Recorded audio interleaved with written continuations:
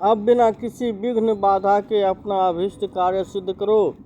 100 योजन के अंत में प्रायः समुद्र के पार पहुंचकर जब हनुमान जी ने सब ओर दृष्टि डाली, तब उन्होंने भांति भांति के वृक्षों से सुशोभित लंका नामक द्वीप देखा, जिसे देखकर वह अपने उस विशाल रूप को संकुचित करके अपने वास्तविक स्वरूप में आ गए।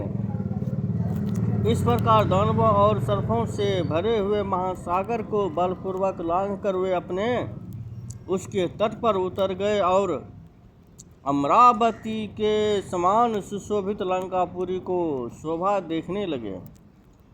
हनुमान जी लंकापुरी में प्रवेश तथा उनका वर्णन। महाबली हनुमान जी समुद्र को पार करके त्रिकुट लंब नामक पर्वत के शिखर पर खड़े हो लंकापुरी की शोभा देखने लगे। अद्भुत शोभा से संपन्न हनुमान जी धीरे धीरे लंकापुरी के पास पहुँचे। उसके चारों ओर खाइयाँ थी, उसमें कई जातियों के कमल खिले थे। सीता को हर लेने के कारण रावण ने लंकापुरी की रक्षा का विशेष प्रबंध कर रखा था। उसके चारों ओर धनुष धारण करने वाले राक्षस घूमते रहते थे। वह सोने की 4 दीवारों से घिरी हुई थी तथा पर्वत के समान ऊंचे भवनों से भरी हुई थी। सफ़ेद रंग की ऊंची ऊंची सड़कें उस पुरी को सब ओर से घिरे हुए थी। उसके बाहर फाटक सोने के बने हुए थे और उसकी दीवारें लता बेलों के चित्र से सुशोभित थी। लंकापुरी भयानक राक्षसों से उसी तरह भरी थी जैसे पाताल की भोगवती पूरी नागों से भरी रहती है। उसकी रचना सुंदर ढंग से की गई थी। उस नगरी बड़ी भारी चौकसी देखकर हनुमान जी इस प्रकार विचारने लगे, किस तरह कार्य किया जाए जिससे जानकी जी से भेंट हो जाए। यद्यपि रावण की इस पुरी में जाना बहुत ही कठिन है, किंतु रात को इसके भीतर प्रवेश करके मैं जानकी जी की खोज करूंगा।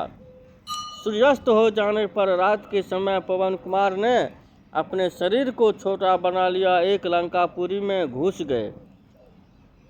उसमें भवनों की लंबाई पंक्तियां थी कि जो खंभों एवं जालियों से सुशोभित थे। सोने के बने हुए फाटक लंका को और भी रमणीक बना रहे थे। उस पुरी में पहुंचकर हनुमान जी उछलकर उसके फाटकों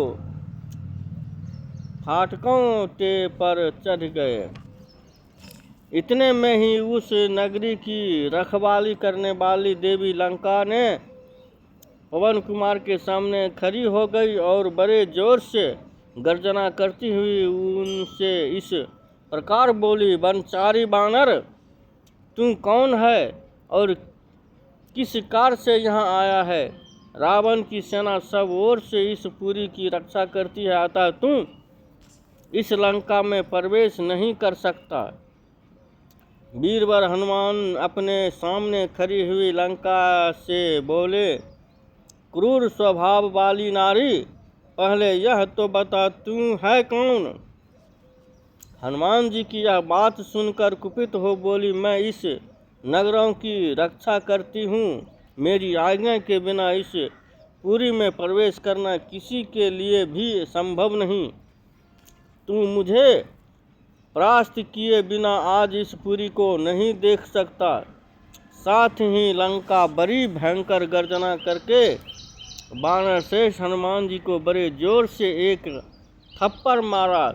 अपमान होने पर कपिश्रेष्ठ हनुमान ने बड़े जोर से सिंहनाद किया और कुपित हो उस लंका को एक मुक्का जमा दिया।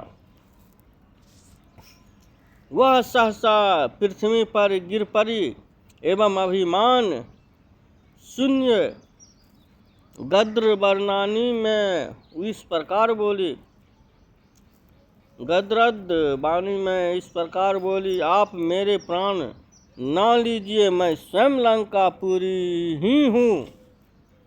आपने अपने पराक्रम से मुझे परास्त कर दिया वानर श्रेष्ठ। मैं आपसे एक सच्ची बात कहती हूँ, ब्रह्मा जी ने मुझे वरदान दिया था कि जब कोई वानर तुझे अपने पराक्रम से बस में कर ले, तब तुझे एक यह समझ लेना चाहिए कि अब राक्षसों का अंत समय आ गई पहुँचा है। अतः आप इस रावण पालित पुरी में प्रवेश कीजिए और सती साध्वी जनक नंदनी सीता की खोज कीजिए।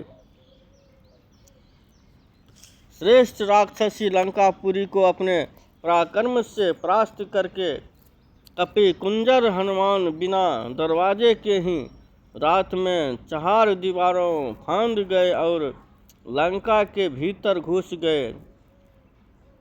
उन्होंने उस पुरी की अच्छी तरह देखा और देखकर प्रसन्नता का अनुभव किया। उन्होंने स्वर्गीय अप्सराओं के समान सुंदरी तथा कामनियों की करधनी और पायजेबों की झनकार सुनी। नगर के मध्य भाग में उन्हें रावण के बहुत से गुप्तचर दिखाई दिए। कितने ही राक्षस तीखे शूल तथा वज्र लिए हुए थे। वे सब के सब महान बल के संपन्न थे। 1 लाख राक्षस सैनिक रावण के अंतःपुर के अग्रभाग की रक्षा में संलग्न थे। रावण के उस अंतःपुर में हनुमान जी ने प्रवेश किया। वहाँ उन्होंने बहुत से घर देखे। किन्हीं में सदाचारिणी स्त्रियां पतियों के साथ सो रही थी तथा किन्हीं में से मतवाले राक्षस भरे हुए थे। कितने ही घर रथ घोड़े आदि वाहनों और भद्रासनों से संपन्न थे। वे सभी गृह एक दूसरे से मिले हुए थे। हनुमान जी ने उस पुरी में बहुत से उच्च बुद्धि वाले, सुंदर बोलने वाले, अनेक प्रकार के रूप रंग वाले विश्व विख्यात राक्षस देखे। वहाँ उन्होंने सुंदर वस्त्र आभूषण धारण किए हुए राक्षस रमणियों को देखा, जो अपने रूप सौंदर्य से प्रकाशित हो रही थी। कितनी ही कामनियाँ स्वर्ण रेखा के समान कांतिपति दिखाई देती थी, किंतु जो राजकुल में प्रकट हुई थी एवं प्रफुल्लता के समान शोभा पाती थी, उन कृशांगी सीता को उन्होंने वहाँ कहीं नहीं देखा था। बहुत देर तक ढूंढने पर भी जब हनुमान जी को सीता जी नहीं मिली, तब वे अत्यंत दुखी हो गए। फिर हनुमान जी बड़ी शीघ्रता के साथ राक्षस राज रावण के महल में पहुँचे, जो चारों ओर से स्वर्णमय परकोटों से घिरा हुआ था। वह भवन राजोचित सामग्री से पूर्ण था। वहाँ शंख की ध्वनि गूंज रही थी। उनमें हाथी, घोड़े और रथ भरे हुए थे। वे एक घर से दूसरे घर में जाकर राक्षसों के बगीचों के सभी स्थानों को देखते हुए सीता जी की खोज करने लगे। उन्होंने सैकड़ों घरों, मंदिरों और भवनों को देखा। महाकपि हनुमान कुंभकर्ण तथा विभीषण के महल में कूद गए। वे महोदर, विरूपाक्ष, विद्धु, जिह्वा, वज्रदंड, शुक, बुद्धिमान, सारण, इंद्रजीत, जम्बूमाली, सुमाली, रश्मिकेतु, सूर्य शत्रु, भद्रकाय, धूम्राक्ष, संपाति, विद्ध, दरूप, भीम, धन, घन, विघन, सुनाभ, चक्र, शठ, कपट, हस्तवर्ण, दंष्ट, लोमस, युद्धोंस, मत्त, ध्वजग्रीव, विद्धुजीव, द्विजिह्वा, पस्तिमुख, कराल, पिशाच और सोनिताक्ष आदि के महलों में भी गए। तत्पश्चात हनुमान ने उनके पलंग की रक्षा करने वाली राक्षसियों, विशालकाय राक्षस, वेगशाली घोड़े सेना के हाथियों, जम्बू नद स्वर्ण के आभूषणों से विभूषित सेनाएं, पालकियां, विचित्र लतागृह, चित्रशाला, क्रीड़ा काष्ठमय क्रीड़ा पर्वत, रमणीय विशाल गृह, विशाल भवन तथा अनंत रत्नों का भंडार आदि देखा। वहाँ के पलंग, चौकी और पात्र सभी जम्बू नद स्वर्ण के बने हुए थे।